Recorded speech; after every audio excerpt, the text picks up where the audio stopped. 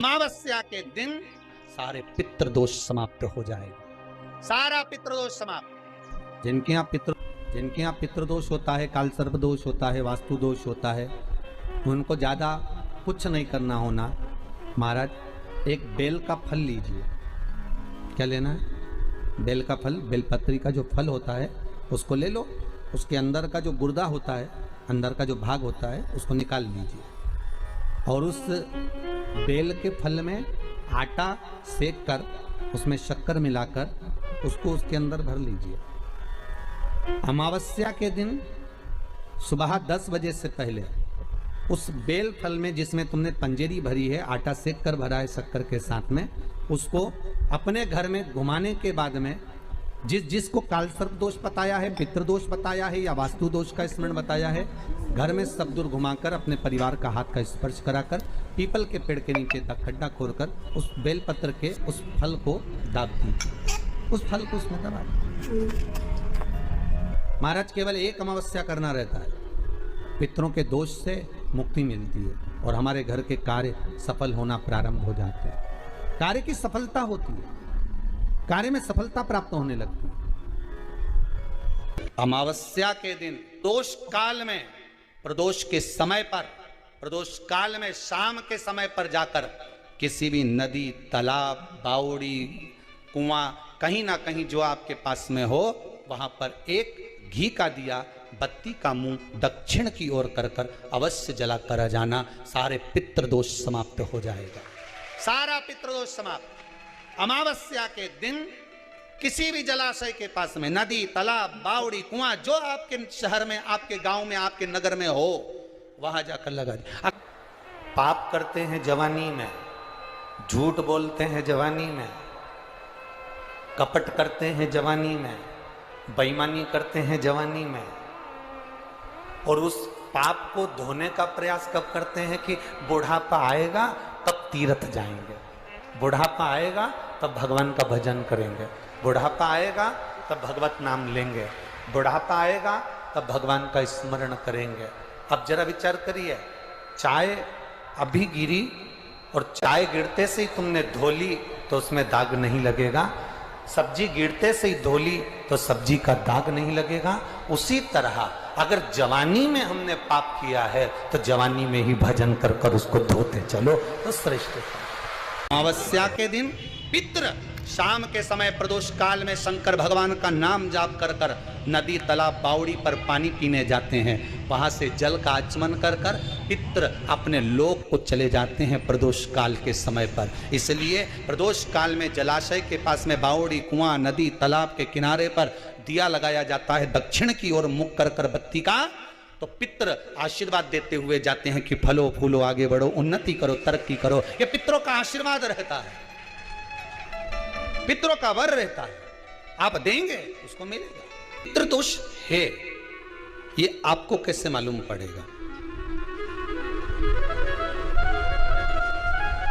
पितृ भूखे हैं इसका तो वर्णन हमने पहले कर दिया कि रात्रि को जब आप सोने के बाद में 1-1.5 घंटे बाद अगर आपकी नींद खुल जाए, 1 घंटा 1.5 घंटा आप सो लिए, उसके बाद जो नींद खुली तो 1-1.5 घंटे तक अगर आपको नींद नहीं आ रही है, रात्रि को सोने के बाद में 1 घंटे बाद जब उठे तो आपको प्यास लग गई, भूख लगने लगी, प्यास लगने लगी कि मेरे को पानी पीना पड़ेगा, घबराहट हो रही, पानी पीना पड़ेगा। 1-1.5 घंटे सोने के बाद अचानक नींद खुले और आपको प्यास लगे, समझ लेना आपके पितृ भूखे हैं और प्यासे हैं, भूखे और प्यासे हैं, उनको जल की जरूरत है।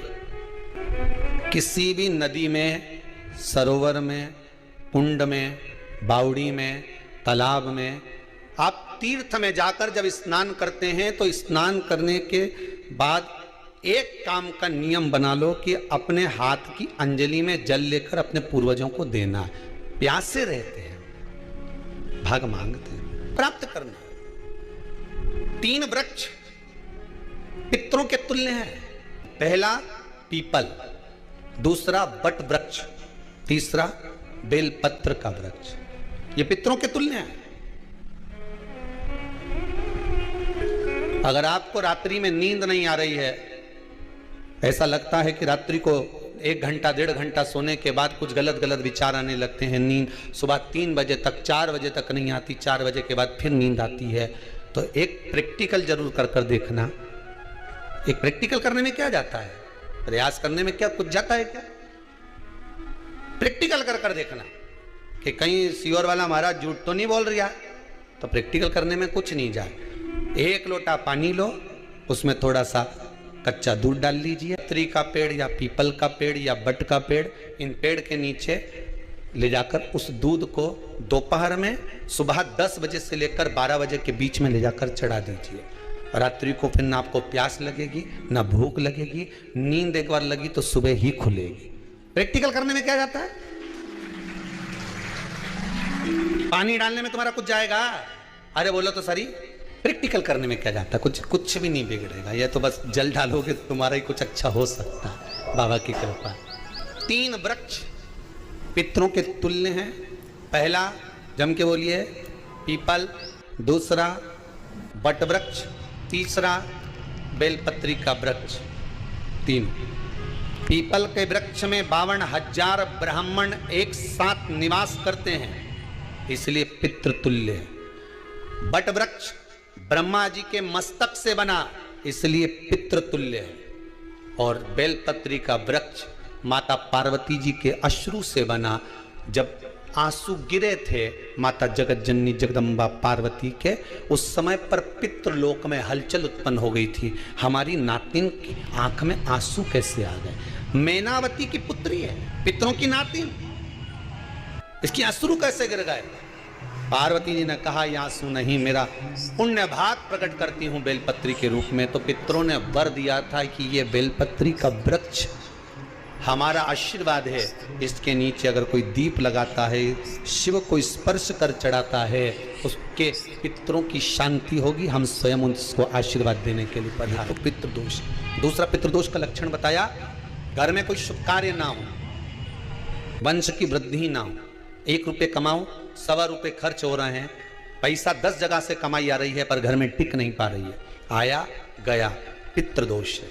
जरा सी कटोरी पड़ी है उसके पीछे विवाद चालू हो जाए, पानी ढुल गया उसके पीछे विवाद हो जाए, या छोटी छोटी बात में घर में क्लेश मचा हुआ है, पितृदोष है। समझ लो हमारे पूर्वज हमसे खुश नहीं, प्रसन्न नहीं। सारी दुनिया के लोग तुमसे कह रहे हैं तेरे घर में पितृदोष है, 1 रुपये कमाते हो 1.25 रुपये खर्च होता है, मानसिक टेंशन बना रहता है। घर में एक व्यक्ति बीमार है, ठीक हुआ, दूसरा बीमार पड़ गया, दूसरा ठीक हुआ, तीसरा बीमार पड़ गया, तीसरा ठीक हुआ, चौथा बीमार पड़ गया, मतलब कहीं ना कहीं पितृ का भाव, पितृदोष का बहना। किसी ने कहा तुमसे कि तेरे यहाँ पितृदोष है, तूने ब्राह्मण को भोजन करा दिया, पिंडदान करा दिया, तर्पण करा दिया, तिलांजलि करा दी, गया जी का श्राद्ध कर दिया, हरिद्वार चली गई वहां पिंडदान करवा दिया, ब्राह्मण भोज करवा दिया, तिथि पर भोजन करवा दिया, सब कुछ करवा के देते। अब एक काम और करके दे रहे, एक काम और करके देख लो।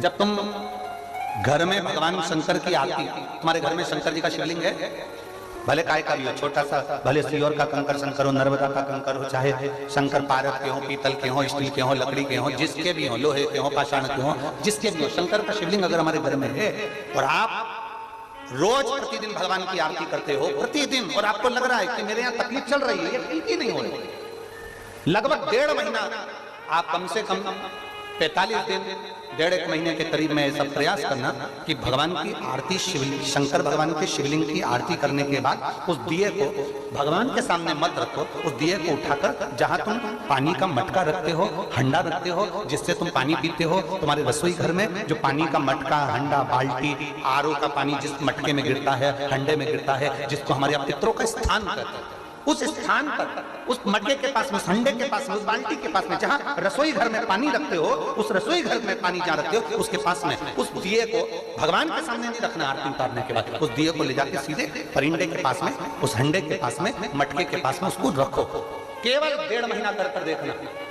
1.5 महीने के बाद तुम्हें मालूम पड़ेगा कि हम वापिस उन्नति की सीढ़ी पर चढ़ना प्रारंभ कर दिए, हमें फल मिलना चाहिए। अब तुम्हें ना कहीं जाना है, ना कहीं आना है, ना कोई खर्चा है। खर्चा है क्या?